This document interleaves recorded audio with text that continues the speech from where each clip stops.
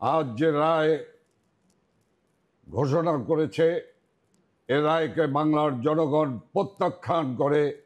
এই রায়কে বাংলার জনগণ মানে না, মানবে না।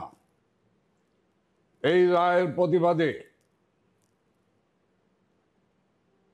আগামীকাল সারা বাংলাদেশে সকাল সন্ধ্যা শাটডাউন পালিত হবে।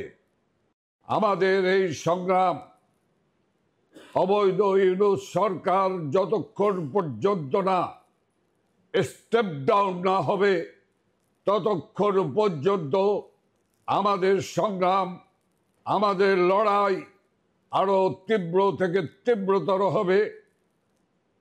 For more such videos, subscribe to the NewsX YouTube channel, hit the bell icon.